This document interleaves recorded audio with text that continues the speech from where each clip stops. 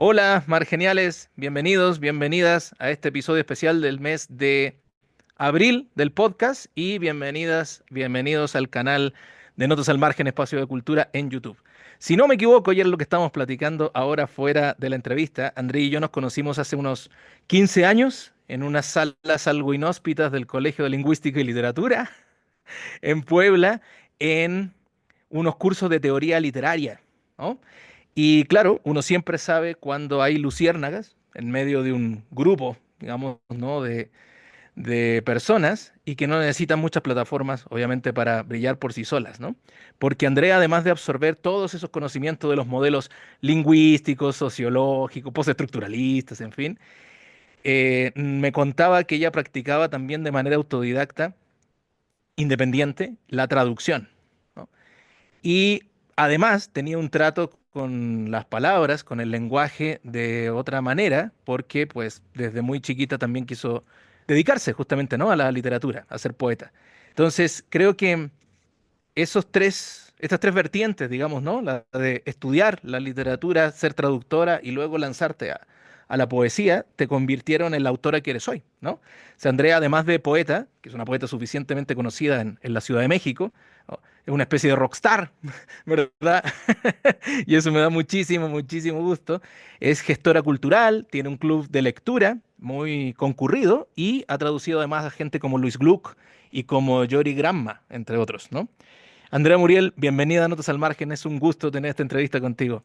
Hola Felipe, ¿cómo estás? Estoy muy contenta de estar aquí. Como decías, después de conocernos pues desde hace tanto tiempo, poder estar compartiendo contigo, pues sí, como colegas, siendo que siempre fuiste un profesor al que yo admiraba profundamente en la universidad. Así que ahora estar aquí platicando así me parece súper bonito. Y también dice mucho de cuánto tiempo ha pasado, ¿no? El que ya podamos decir, hace 15 años, ¿recuerdas de esas pláticas? Uy, por supuesto. Pero bueno, ahí seguimos insistentes como salmones, ¿no? A contracorriente con las mismas cosas, ¿eh? Y bueno, es un gusto, de verdad, pero un enorme gusto, me da una satisfacción, sabes, el afecto enorme que te tengo a ti y a tu familia. Ir siguiéndote la pista, más bien, ¿no? Todos estos años, porque empezaste, de hecho, trabajando con la gente de, si no me equivoco, de Círculo de Lectura. Por cierto, un saludo a Lee, que hace muchísimo tiempo que no lo veo. Y luego ya te asumiste como poeta, ¿no? Y cuéntame cómo fue un poco ese salto, ese momento, o sea, en qué minuto Andrea dice, bueno, está bien ser egresado de letras, estudiante de letras, ¿no? A ser colaboradora con traducciones, pero me lanzo no solo a generar poesía, sino a algo que es muy reconocible en tu trabajo, que es generar comunidades con esa poesía. Sí, bueno, pues yo en realidad, o sea, yo escribía desde pequeña, como decías, como una cosa que para mí era como bastante natural, en el sentido de que así como había personas que dibujaban o que patinaban o que se reunían a hacer otras cosas, pues yo escribía un poco, honestamente, también había algo de que cuando estaba yo en la primaria me buleaban un poco, entonces yo como que pasaba los recreos con mi maestra y leía y ese tipo de cosas. Entonces, como que la manera en la cual yo encontré un poco como de sacar lo que sentía, lo que pensaba y tal, porque siempre he sido una persona que habla mucho, como bien sabes, era a través de la escritura, ¿no? Porque a veces había mi mamá, mi hermana, a veces ya no me querían escuchar, ¿no? Entonces podía escribirlo en algún sitio. Pero bueno, esto fue como algo muy intuitivo y que empezó, pues así, digamos, en la infancia. En algún momento cuando estaba pensando qué estudiar, alguien, ni siquiera recuerdo quién, pero no, nunca olvidaré que me preguntaron como, ¿qué harías toda la vida sin que te pagaran? Y yo contesté así como, pues leer y escribir, pero nunca pensé que eso pudiera estudiarse, ¿no? O que hubiera una carrera para ello. Y cuando me dijeron, ah, pues estudia literatura, me sorprendió muchísimo que eso fuera algo que pudiera ser como profesional. Y entré a la carrera. Entré al Coli ahí en la UAP en Puebla por razones muy extrañas, porque yo soy de aquí de la Ciudad de México, pero me fui a vivir a Puebla con mi mamá y mi hermana cuando yo tenía 14 años y me quedé hasta justo después de la universidad. Entonces, por cuestiones de la vida y tal, empecé a estudiar literatura allá y siempre o sea, yo siempre había escrito poesía de chica. Luego, empezando la carrera, sucedió esto que supongo que pasa en muchas escuelas. Me han contado varios colegas, amigos, que sí pasa igual, de decirnos, ustedes no van a escribir, olvídense de ese sueño, ya cuántos años tienen, no son Berlín, no han logrado nada, ¿no? Hasta ahora, entonces se van a dedicar a enseñar, ¿no? Es lo que hay. Y yo como que lo escuché, un poco me lo creí, pero al final lo bueno es que no me lo creí tanto. Y seguí escribiendo. Lo que sí pasó es que empecé a escribir cuento, Mm, algo que creo que siempre hice muy mal. Este, pero que sentía yo que era un poco menos arriesgado que escribir poesía, ¿no? Porque tenía esta idea de la poesía muy elevada, muy como, pues sí, como el diamante de la literatura, como algo muy complejo. Y poco a poco empecé a leer otras cosas, empecé a interesarme por otra poesía, hasta darme cuenta de que la poesía no tenía que ser eso, ¿no? Y que podía ser accesible mm, a cualquier ser humano. Y entonces me lancé y empecé a escribir. Y sí, yo creo que justo fue cuando estaba en la universidad. Y sí, en su momento, aunque yo hace mucho que no tengo contacto con nadie de círculo de poesía, pero creo que en su momento fue bastante importante la relación que tuve con ellos porque sí hubo una cuestión de impulso, ¿no? Como de impulso de traducir, ¿no? O sea, de hecho yo empecé a traducir porque justo Ali Calderón en algún momento me dijo como, oye, necesitamos unos poemas para círculo, te avientas para traducirlos y empecé a traducir, ¿no? Y fue una cosa que me acuerdo que me pareció un acto de irresponsabilidad de mi parte. Pero bueno, empecé como luego a interesarme por ese mundo de la traducción y a entrarle de otros lados, de aprender y de otros traductores, de ensayos sobre traducción, etcétera. Y también creo que hubo un impulso por parte también de ver cómo había mucha gente a mi alrededor que escribía poesía, de pensar que tal vez yo también podía hacerlo, ¿no? Y recuerdo que como a los 22, 23 años, en esas cosas que uno a veces se dice a sí mismo, me dije como de, bueno, esto va a ser lo que sí voy a hacer, ¿no? O sea, esto es lo que yo hago, yo escribo poesía. Y creo que a partir de entonces empecé a tomarme más en serio mi escritura y empecé a escribir, ¿no? Lo que empezó como, o sea, como ya pensándolo como algo que hacía no solo para mí y no solo para sacar lo que sentía, sino como algo que sabía que estaba intencionadamente, eh, pues sí, como escrito y pensado para llegar a alguien más. mm. Muy interesante porque la gente que he tenido el gusto de entrevistar o incluso en charlas más informales, que le creo de verdad, ¿no? No otro tipo de personas. Justo comentan, y es mi experiencia también, de que partieron en la poesía y justo como se les daba muy mal, pasaron a la narrativa. Entonces, es bien interesante cómo lo comentas, que fue tu experiencia al revés.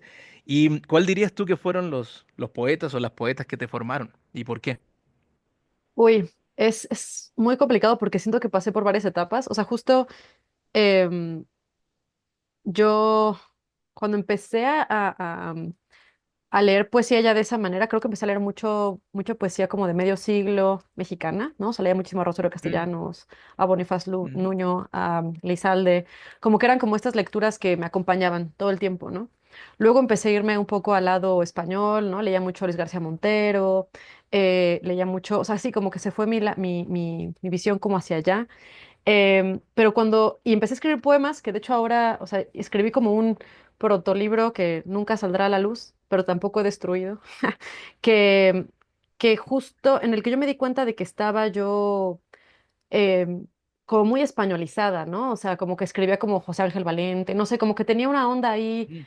de escribir de una manera en la cual pensaba que se escribía porque era lo que yo más leía en ese momento, pero que poco a poco me di cuenta de que no era lo mío. Creo que cuando encontré como qué tipo de escritura era más cercana a mí y más honesta.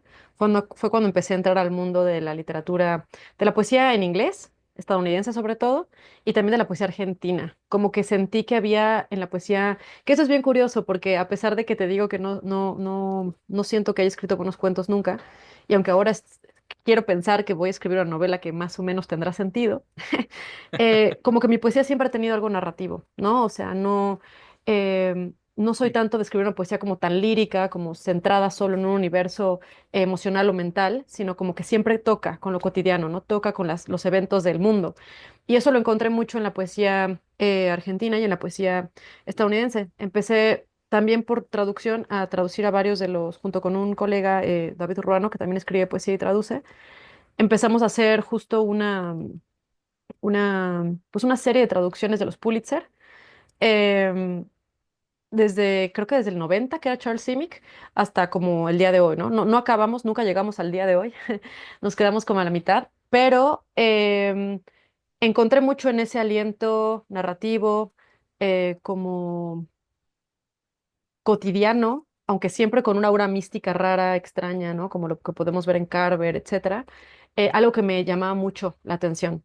Y bueno, la verdad es que la poeta que me inspiró profundamente y que no puedo negarlo, es Kim Adonizio, ¿no? Esta poeta que traduje en 2016 y que desde entonces siento que su mirada me encantó, me voló la cabeza, me hizo acercarme luego a poetas que también son de mis favoritas, como como Natalie Díaz, a la que ahora estoy en el doctorado, como Sharon Olds, ¿no? Em, y siento que un poco eso me interesa, ¿no? Ahora también siempre me interesa a mí pensar en cómo estas escrituras que vienen de otros lados se conectan con la realidad propia, ¿no? O sea, como no es lo mismo escribir en Estados Unidos que escribir en México, no es lo mismo escribir en Argentina que escribir en México. Entonces, cómo de alguna manera se puede hacer algo parecido que sea propio, ¿no? Se puede como traducir a mí como persona habitante de este mundo con mis particularidades, así como también a mi contexto. Ujú. Y el tema de la Andrea, traductora, si quieren nos metemos en ese rollo ahorita que comentaste justamente a Kim Adonizio, el libro Dímelo, ¿no? Que lo Exacto. tradujiste, y también a Andrea de Carlo, ¿no? Entiendo que, por supuesto, por tu mamá, tuviste un trato muy directo con el italiano en un primer momento. Por cierto, Neri, un enormísimo y factuoso saludo desde aquí.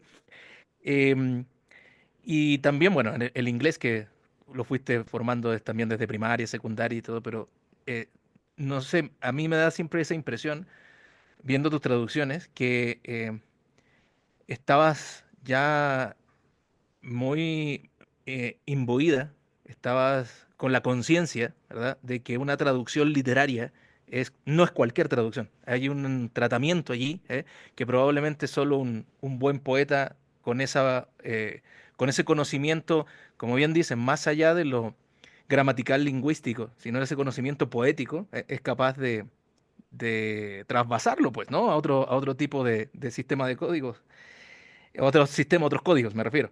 Y la pregunta es, justo con eso, ¿cómo sientes que tu labor de traducción influye en tu trabajo poético? No sé si le has dado alguna vuelta al respecto, porque yo veo digamos, como que casi una relación de causa y efecto en tu caso, ¿no? Como poeta.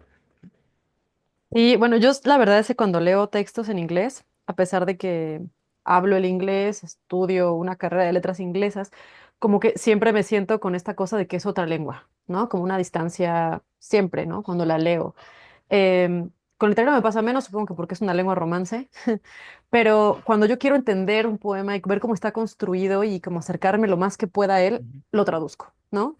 Entonces, cuando me fascina justo un poema y digo, esta cosa es maravillosa, más que irme a una traducción, me gusta yo meterme al texto y yo traducirlo, aunque nunca se publique, aunque no tenga que tener como una finalidad. Para mí es más como un ejercicio de lectura consciente, porque Mm, creo que cuando uno traduce, sobre todo poesía, y yo sí soy un poco, no me considero una persona purista en general, pero creo que mm, para el caso de la traducción, yo sí siento que un poeta es la mejor persona para traducir un poema, ¿no? O sea, de como que acuerdo, siento que hay completamente, una sensibilidad completamente. distinta, una como, de hecho, incluso siento que sí, que si una persona que sabe muy bien una lengua perfectamente traduce una novela, va a perder muchas cosas si es que no está muy metido en el mundo de la literatura, ¿no? O sea, como que hay una cosa de lo artístico, ¿no? De poder entender cómo están formadas las estructuras. Y bueno, de inicio, de casa, quienes leemos tenemos mucha más cercanía con con la novela, con el ensayo, que con la poesía, ¿no? Y pensamos menos en cómo está armada.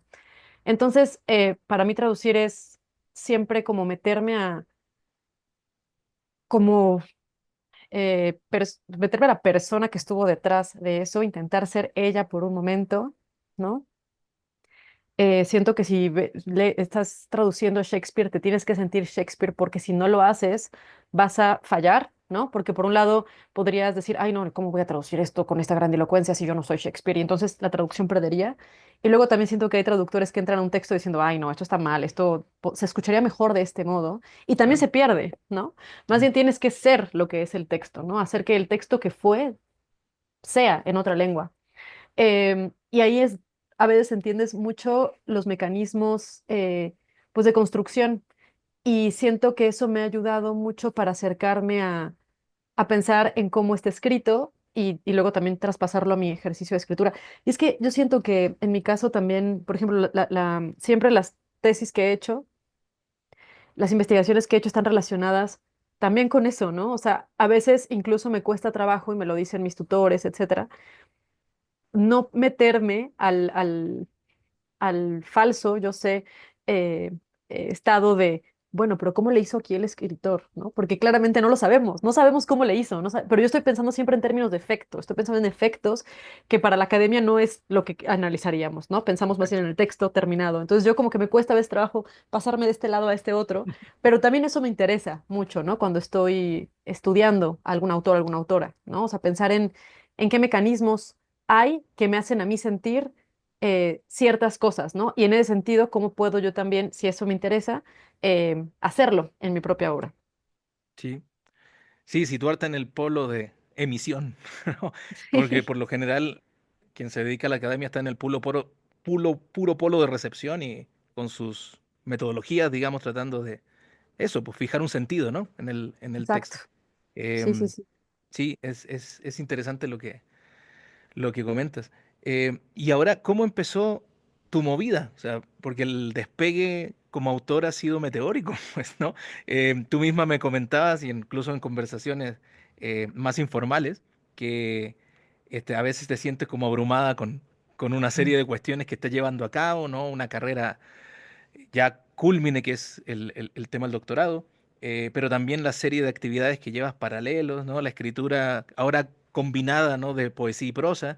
Es decir, ¿cómo empezaste? O sea, además, ¿cómo te fuiste abriendo, ¿no? Un camino en un monstruo que es la Ciudad de México? Yo siento que la literatura siempre es un ejercicio de resistencia y es durísimo porque Durísimo. a veces no es, o sea, no es un, digamos, un oficio como muy amable, ¿no? Más bien muchas veces incluso con un gran esfuerzo que uno puede hacer, no se devuelve, ¿no? Y eso es a veces muy frustrante, creo yo.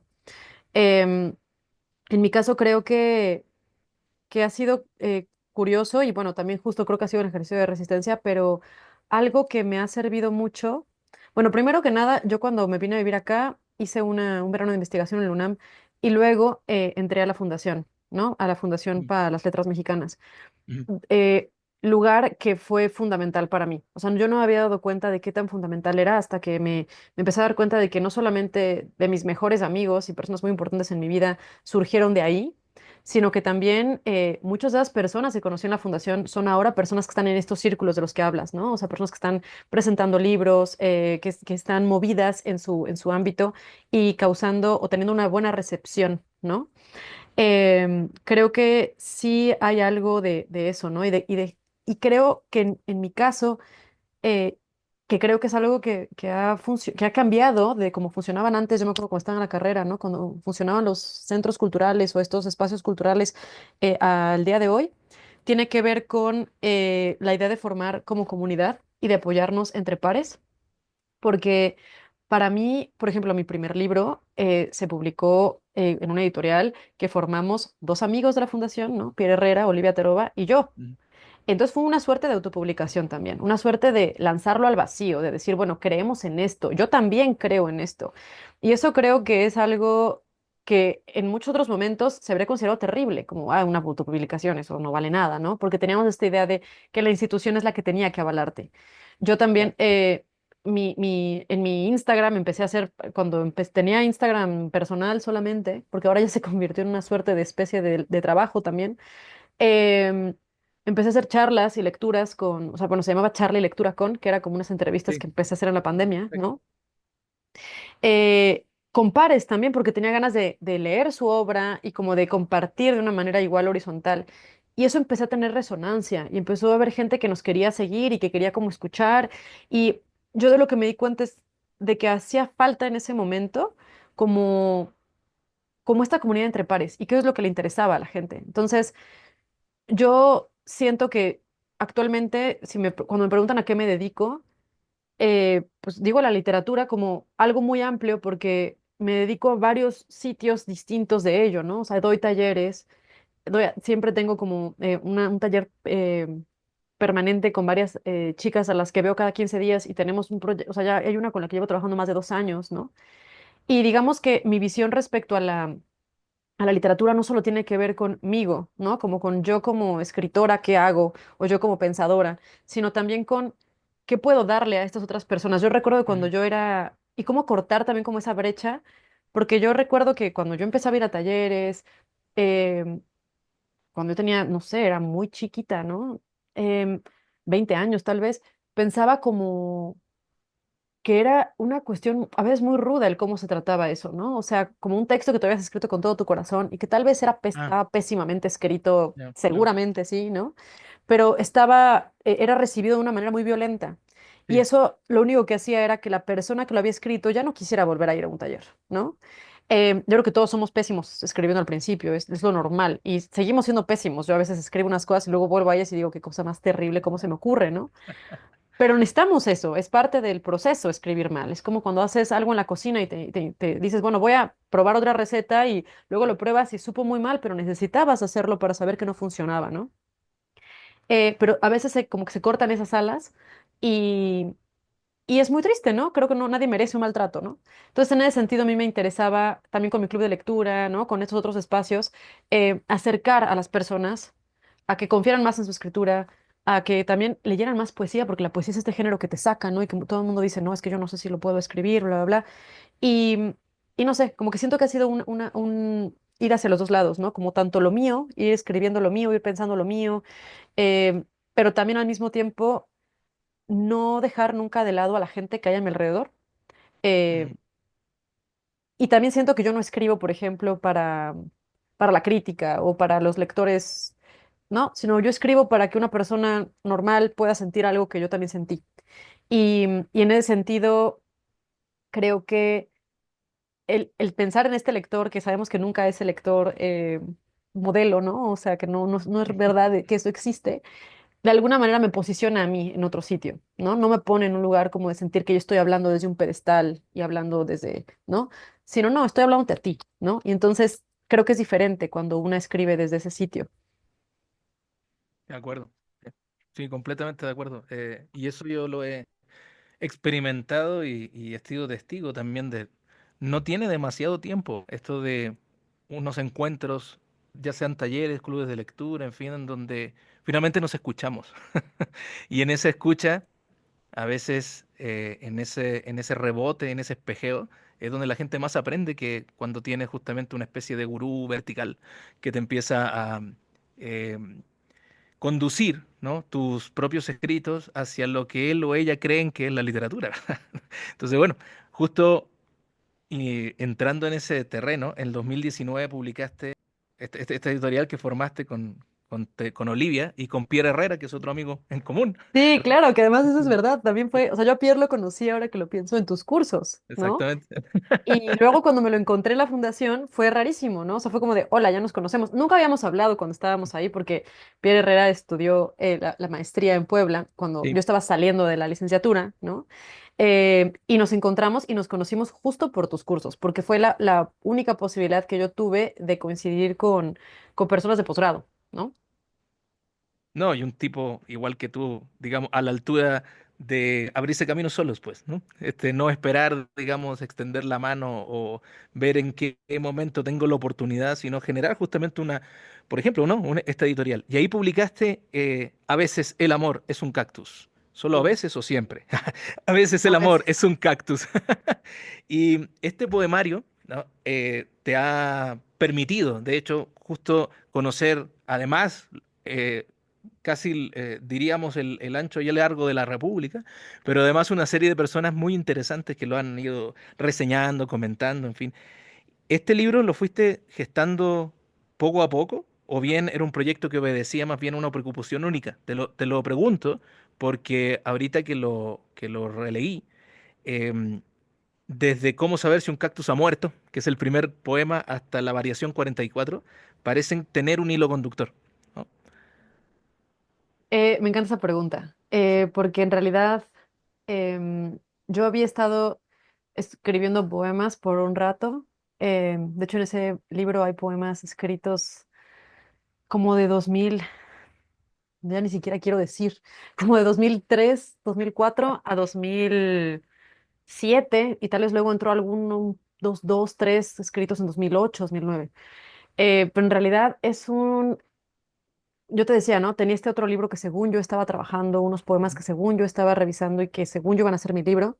Cuando yo entro a la fundación, eso es lo que mandé de muestra, estos poemas más, aunque creo que incluso el poema de Rosas, creo, ese es de los primeros, creo que ese puede ser que lo haya mandado también como muestra a la fundación, que eso fue en 2000, entré en 2015.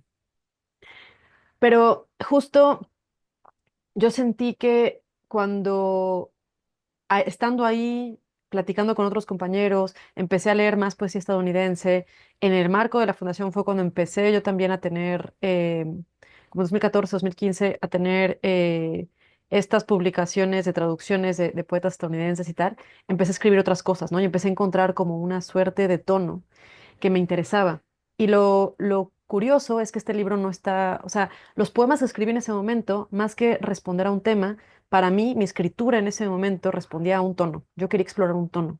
Yo estaba un poco en una actitud un poco como rebelde respecto a la escritura que en ese momento se escribía. Creo que ahora ya no es para nada el caso. Creo que la escritura de tipo de mi libro ya es mucho más común actualmente. Pero en ese momento como que la escritura mexicana era mucho más solemne. ¿No? Lo que más nos llegaba, lo que más se premiaba, lo que más estaba como en la boca de todo el mundo. Em, y yo tenía un poco esta idea de la rebeldía, de no, es que también se puede escribir de otras maneras, no, miren cómo escriben estos otros autores. Y Mm, quería hacer eso, ¿no? Quería como escribir con este tono. mm, Por eso meto la palabra cursi un par de veces en el libro, porque también quería como decir, ¿por qué la poesía no puede ser cursi, ¿no? O sea, como yo estaba un poco en onda rebelde. Em, bien. y, y luego sucedió que cuando pensé en armar el libro, como sabes, los libros desde hace, no sé, como tipo ochentas en México, mucho están pensados como proyectos, están pensados como unidades, están Mm, pensados como, como para publicarse en editoriales o para mandarlos a premios o para pedir becas, se hace como una mm, suerte de proyecto, ¿no? Que es una manera rara que tenemos de pensar que la poesía debe de ser, ¿no? Que debe de entrar ahí. mm, Entonces yo como que dije, bueno, si tengo que armar esto como un libro, ¿cómo le hago? ¿Qué hago con estos poemas? Y lo que hice fue darme cuenta de que había muchos textos que hablaban de amor, muchos textos que hablaban de desamor, muchos textos que hablaban como de estados y también de la putrefacción, de lo que se acaba, de... y que luego entendí que una de mis obsesiones del momento a la fecha tiene que ver como con hablar de las relaciones interpersonales, ¿no? O sea, hablar de qué pasa cuando nos relacionamos con otros, sean quienes sean. Pueden ser en un sentido sexoafectivo o en un sentido de familia o en un sentido de amistad, ¿no? Em, y que eso era lo que me interesaba, ¿no? Pero bueno, en su momento me di cuenta de que tenía que ver con esta idea de la, del desamor sobre todo. Y hubo un día que eso es lo que, digamos que es muy una bonita génesis del primer poema y que luego le dio forma, digamos, le dio título y le dio forma al libro. Es que un día justo en la fundación, esta casa es preciosa, es una casa que está en La Juárez, eh, y había un pequeño balcón, ¿no? Donde había unas mesas y a veces nos salíamos, las personas que estábamos en esa zona, pues ahí hay gente que salía a fumar o salías a leer un poco en vez de estar en tu cubículo, ¿no? O para refrescarte o para hablar un poco porque pues no se podía hablar mucho en los cubículos. Y yo estaba ahí hablando justamente con Pierre Herrera em, y estábamos platicando de nuestras relaciones amorosas. Entonces estábamos hablando de cómo ambos estábamos en relaciones que estaban terminando, ¿no? Que estaban complicadas y estábamos un poco mal, ¿no? Y entonces yo le dije, es que esto es como a mí lo que me está pasando, ¿no? Es como, fíjate que este fin de semana fui a un jardín botánico y estaba con un señor y iba a comprar un cactus y le dije, ¿cuáles son los cuidados? No sé qué. Y me dijo, no, es que mira, hay que tener mucho cuidado porque a veces los cactus se mueren antes, ¿no? Y uno piensa que están vivos. Y yo dije, esto es como mi relación, ¿no? Entonces llegué yo con Pierre y le dije, es que esto es lo que nos está pasando, lo del cactus. Y Pierre fue el que me dijo, tienes que escribir ese poema. Y lo escribí. Y él también escribió un poema al respecto. Y Olivia Toroba también escribió un texto que de hecho creo que está en Respirar bajo el agua en su libro de cuentos. Hay una pequeña mención a un cactus y se hizo como una cosa en común que todo el mundo, todos estábamos en relaciones amorosas que estaban muriendo. Y entonces todos empezamos como a escribir sobre eso. Al final se me quedó a mí lo del cactus, pero sí fue una cosa como conjunta que descubrimos, ¿no? Y entonces, bueno, pensé en, claro, muchos de mis poemas tienen que ver con esta misma idea del cactus. Ese fue un poema que además trabajé muchísimo en tutoría en la fundación. Hubo como 8 versiones diferentes para ese poema. Em, Y yo luego para intentar darle forma y que pareciera, y qué bueno que dices que sí, un libro armado, aunque no lo fue, fue recoger poemas de muchas épocas de mi vida, de un espacio como de, te digo, como de 4, más de 6 años, yo creo, probablemente, 5 o 6 años, ¿no? O sea, fue recoger poemas de todos lados que tuvieran que ver con esto mismo. Escribí estos otros 3 poemas que hablan de cactus, ¿no? Y esos sí los escribí ex profeso para el libro, ¿no? Y los intercalé un poco para que fuera como de, ok, este es el libro armado. Luego mis editores fueron Pierre Herrera y Olivia Terova, quienes no le metieron mano ya a los textos, pero sí al orden de los textos. Mm. Y siento yo que cuando lo ordenaron de esta nueva manera, cobró sentido, ¿no? Entonces, también eso me gusta mucho, hablar de la cuestión de la edición, porque hay personas que prefieren no hablar de ello o que piensan que un editor, si el editor tuvo mucho que ver con el proceso creativo, es quitarle como peso a, A un a- al- mérito, claro, a claro. un mérito, ¿no? Como Mm, lo que pasa con Carver, ¿no? Que se critica, etcétera. sí. Eh, pero yo creo que siempre se está escribiendo, siempre se escribe en soledad, pero hay un proceso que se hace en conjunto y que a mí me gusta hacer en conjunto también, ¿no? O sea, mi escritura la leen otras personas, la platico con otras personas, yo socializo eso, porque me ayuda a no quedarme en el sitio solamente de mi cabeza y de mis propias ideas, ¿no? Y pues nada, así surgió. A veces el amor es un cactus. Es curioso, bueno, una maravilla. Primero, cómo nos cuenta la Génesis, pero también es curioso porque el apunte que tengo a continuación tiene que ver con eso y creo que responde al núcleo del poemario, ¿no? Porque en el libro, por supuesto, dentro de las varias lecturas que puede tener, puede hacerse una asociación entre la vida y la muerte, ¿no? De un cactus y el esmero, ¿no? Por su cuidado para que siga sano y salvo. Y obviamente la vida y la muerte y el cuidado para que siga sano y salvo, una relación. O sea, uno puede hacer, digamos, esa asociación. Lo veo en versos como justo este.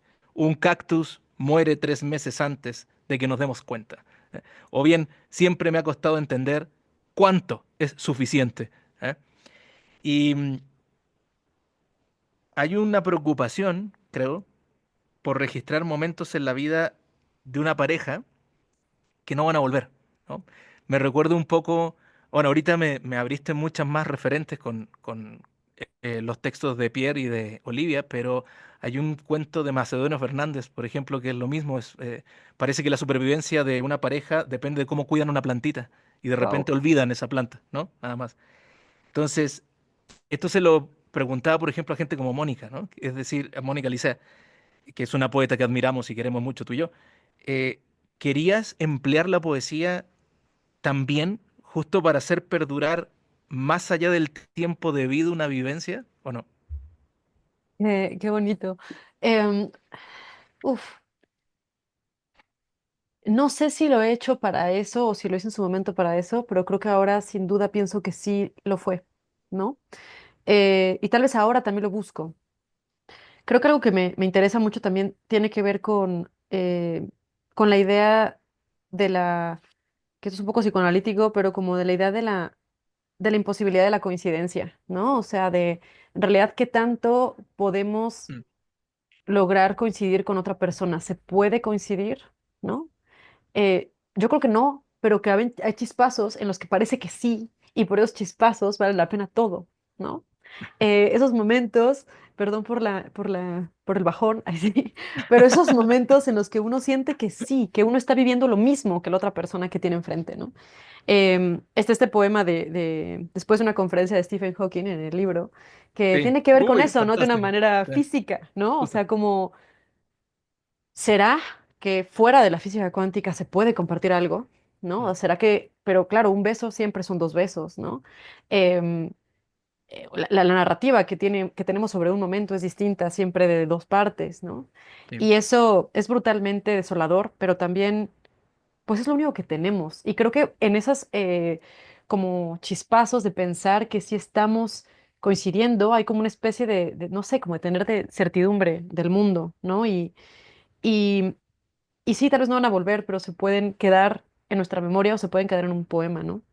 Ahora pienso, por ejemplo, en este otro poema de ese libro que se llama Cuenta regresiva, que habla que se llama cuenta regresiva, o sea, ya hay una idea de esto se va a acabar, ¿no? Ujú. Que es uno de los poemas más como positivos y bonitos del libro, creo yo, o sea, como bonitos en un sentido de lo positivo, ¿no? De lo bello y no de lo triste, ¿no? Más del amor y menos del desamor, que habla de una pareja que se están bañando y él como que le pasa, le quita la toalla a ella y entonces le ve como una carita de pato, ¿no? Y el poema dice, espero que él siga viendo esa ternura en mí, ¿no? Pero el título dice cuenta regresiva, ¿no? O sea, es decir, aunque yo deseo que esto dure, sé que se va a acabar, ¿no? Y ahora me pongo a pensar, porque eso, spoiler alert, está basado en una vivencia real. Hay muchas cosas basadas en vivencias, hay otras no, y otras que están, pues, obviamente ficcionalizadas para que el poema funcione de la manera en que quería que funcionara. Eh, bueno, de la que creo que podría funcionar, no estoy segura de si sí.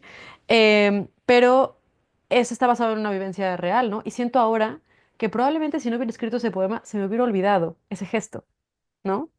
Ya. O sea, cuántos gestos, cuántas cosas que en su momento nos parecen muy representativas se van, ¿no?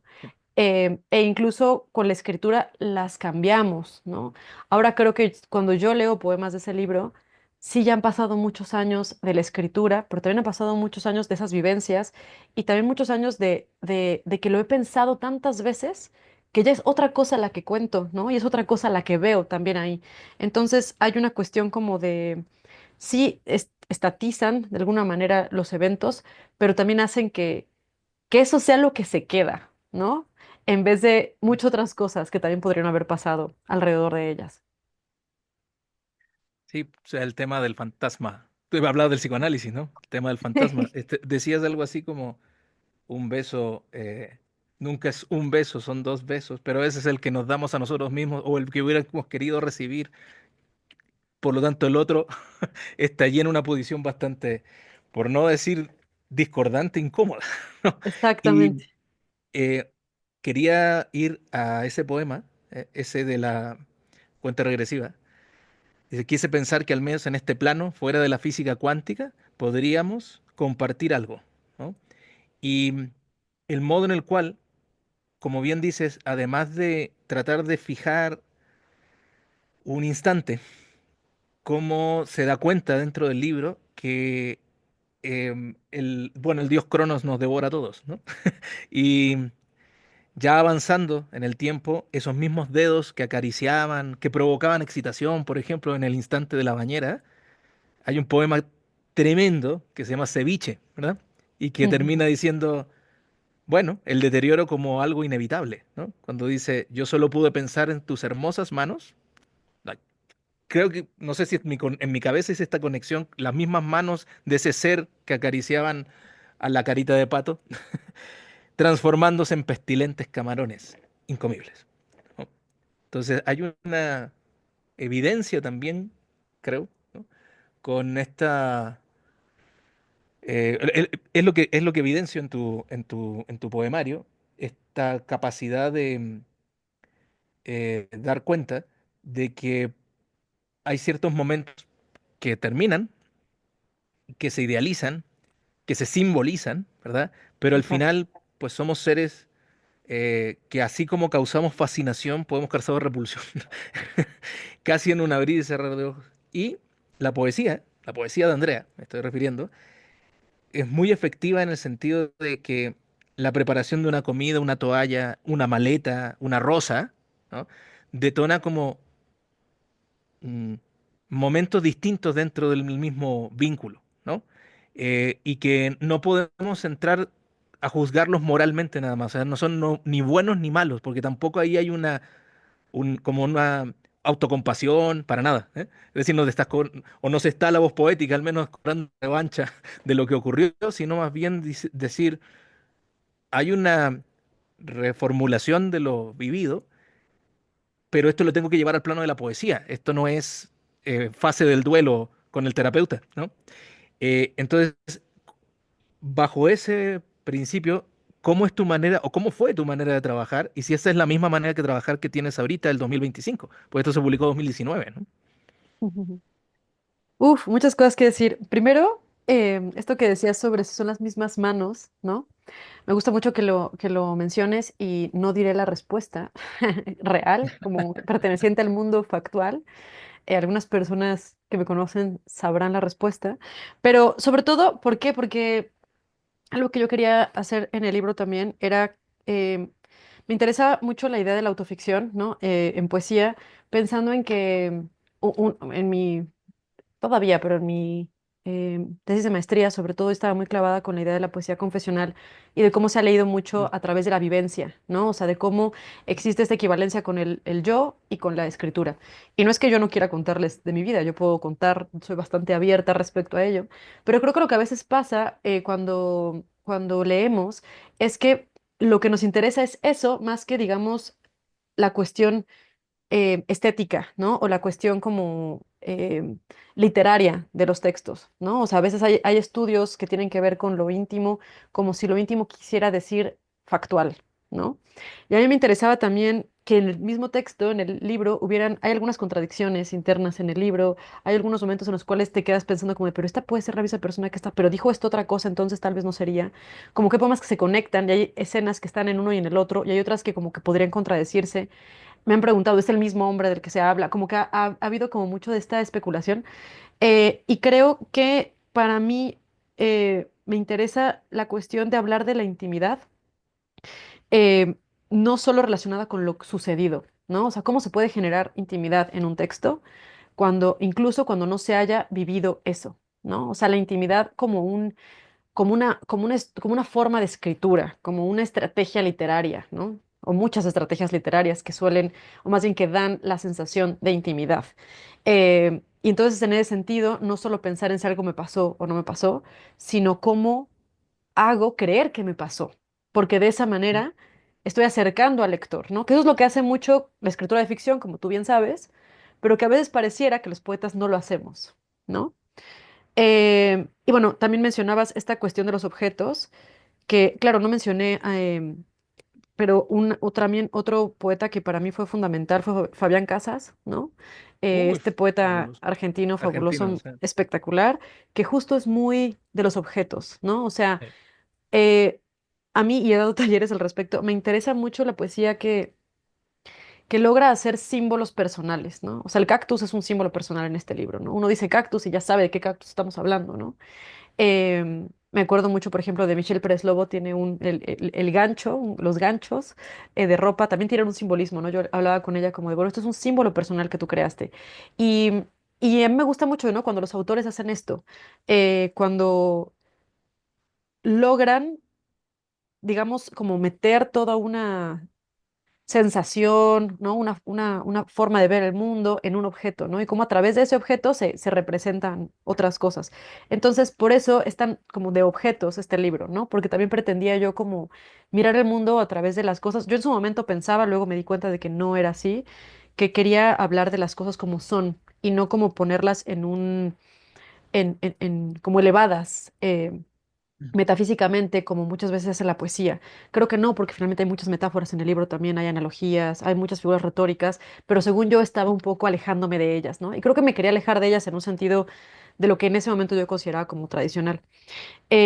Bueno, y luego finalmente con esto que hablabas de que es un proceso que no es el de la terapia, es porque bueno, yo sé que hay personas para las que la literatura puede ser muchas cosas, ¿no? Y que hay personas que creen que el escribir sana. Yo no escribo para sanar, ¿no? O sea, no pienso yo en mi escritura cuando yo estoy escribiendo. Puede ser que algo escriba porque quiero entenderlo, ¿no? Pero cuando yo pienso en un poema que quiero que sea un poema, porque para mí hay como escritura que escribo para mí en mi casa y que la guardo en mi cajón, y otra que digo, esto es un poema. Ahí sí me entra un poco esta onda purista, ¿no? Sí creo que hay una diferencia. Cuando yo escribo un poema, que quiero que sea un poema, pienso más bien en cuál va a ser el núcleo, ¿no? O sea, qué son las revelaciones que ese poema está dando. Dejo muchas cosas afuera que podrían parecerme entrañables, ¿no? Porque lo que creo es que no importa lo que es entrañable a mí o lo que me podría haber ayudado en un proceso a mí, sino más bien cómo le hago para transmitir ciertas sensaciones. Entonces, para mí la poesía más bien puede acercarnos a ver cuestiones de la condición humana, incluso de las que podríamos no sentirnos orgullosos, ¿no? O sea, no me interesa una poesía como buena, o sea, de la bondad, ¿no? O una poesía Mm. de lo que sana, de lo que debería estar bien en el mundo. Tampoco la escritura en general, sino más bien como Sí, una poesía que nos hable de cómo las cosas son, no como deberían de ser. Y creo que en ese sentido, eso sigue siendo algo que es parte de mi escritura. Pero, por ejemplo, el proceso de escritura de este libro, te cuento que fue como muy libre, o sea, no tuve yo un proyecto para realizar. Pero posteriormente, el siguiente libro que escribí, que terminé, porque hay muchos proyectos ahí a medias, y que no se ha publicado aún, es un libro sobre mi abuela y sobre la demencia senil. Y en ese sí hay una intención, hay tres hilos que se comunican, ¿no? O sea, están muy marcados los hilos, hay una voz, la voz de la abuela, la voz de la joven, o sea, de mí, de la infancia, y otra que es una voz como científica, ¿no? Que va hablando de la memoria y tal.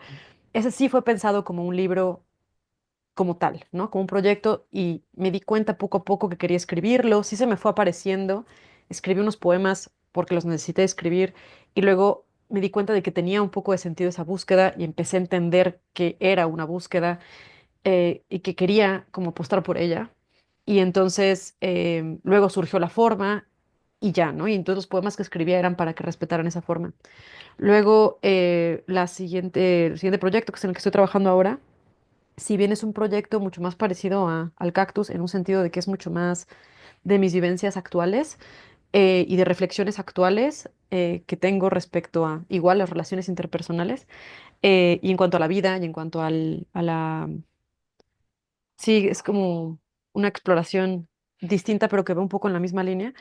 En este sí tengo claro como de qué quiero hablar, pero es mucho más libre, ¿no? O sea, sé que hay como 5 partes y que ellas tienen que ver con diferentes cuestiones anímicas, porque también estoy muy clavada, también por mi doctorado, en la Ujú. cuestión de las emociones, ¿no? De las emociones como creadas culturalmente y etcétera. Entonces, como que tiene una cuestión de lo anímico, de lo emocional y sé que cuando me enfrento a alguna situación en la que veo a alguien viviendo algo parecido a eso, escribo un poema y sé que va a ir para esa sección, ¿no?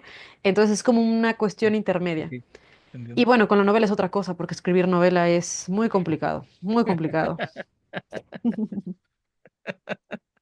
Yo lo ¿Sí o no? pensaría al revés. Yo me pongo a escribir poesía, las pocas veces que lo he intentado y mal, digo, no, estas son alturas a las que yo difícilmente podría llegar. Para mí toda poesía, bueno, esto lo decía Damaso también, ¿no? Toda poesía es mística. Al final trato de rozar ese lenguaje que va por encima del que utilizamos en la vida cotidiana, ¿no? Querida Andrea, para terminar, invita a la gente que nos escucha de Notas al Margen, Espacio de Cultura, a tu club de lectura y a tus talleres, ¿no? Cuéntanos un poco de eso. Sí, bueno, también eso me parece muy bonito, o sea, cómo se ha juntado nuestro interés por la literatura tuyo y mío, que los dos somos como personas que investigan la literatura, que dan clases, aunque los míos son más talleres, ¿no? Que también estamos en la cuestión académica y que también hacemos clubes de lectura y nos interesa la gestión cultural, ¿no? O sea, como que hay una cercanía Ujú. muy bonita ahí. Y pues nada, mi club de lectura es un espacio en el cual nos reunimos 2 sábados de cada mes, el segundo y el cuarto normalmente, y leemos diferentes libros, ¿no? Es un club que está pensado en acercar un poco a la gente a la poesía y también en leer autoras. Entonces, leemos intercaladamente un mes poesía y luego cualquier otro género y luego volvemos a la poesía. Ujú. La mayoría de la gente se Ah, une en los meses en los que no es poesía y luego se quedan. Es un poco la trampa, pero es porque justo se encariñan con la poesía después, ¿no? claro. Justo este mes vamos a leer Princesas para Armar de Ana Clara Muro, que además justo ayer, no sé en qué momento se publique esto, pero bueno, digamos que el día 1 de abril fue cuando se falló el Premio Aguascalientes de Poesía, que es como saben el galardón más importante de poesía en nuestro país y uno de los más importantes en Latinoamérica. Y lo ganó Ana Clara, ¿no? Y a mí me llenó de mucho, mucho, mucho entusiasmo, ¿no? Porque desde que justo Elisa Díaz Castelo, a quien también quiero y admiro mucho, lo ganó, y luego otros autores como César Cañedo, ¿no? Como Fabián Espejel, que es súper joven, que fue su primer libro y con su primer libro gana el Aguascalientes. Unas cosas que parecían imposibles, ¿no? En otros momentos de la literatura. No sé, me dan como un poco de esperanza en pensar que la literatura está cambiando, ¿no? Y que también la forma en la cual nos acercamos a los certámenes está cambiando. Estoy segura de que para mucha gente tal vez esto no les guste, ¿no? pero creo que es interesante, ¿no? Igual lo mismo que pasa con Han Kang y el Nobel, que decían cómo se lo dan a una autora tan joven, ¿no? Y con tan pocos libros, y con libros tan cortos, con una obra, digamos, tan pequeña que la puedes juntar así entre dos manos, ¿no? Pero creo que es otra manera también de ver la poesía, la literatura en general, ¿no? Entonces, bueno, vamos a estar leyendo Pendientes para Armar de Ana Clara Muro este mes, y el mes siguiente vamos a estar leyendo Archivo Agonía de Marina Sagua. em, y pues nada, el club es un espacio en el que si se quieren unir, a mí me gusta mucho porque nuestra forma de acercarnos a los textos es justo muy horizontal. Cada quien aporta desde su propio campo de conocimiento. Y bueno, pues si quieren unir sería muy bonito. Y talleres de vez en cuando también abro. Y pues nada, pueden encontrar toda esta información en mi Instagram, que es @andreamuriel_bajo. Y pues por ahí podemos seguir platicando.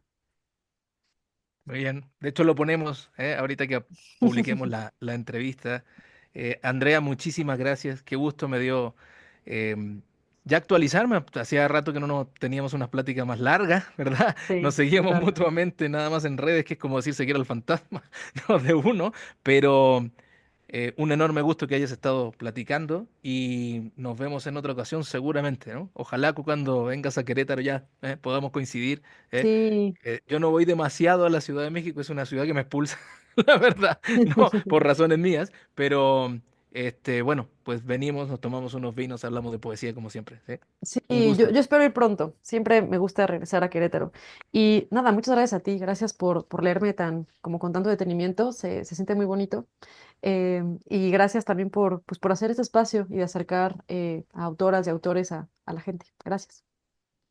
Muchas gracias.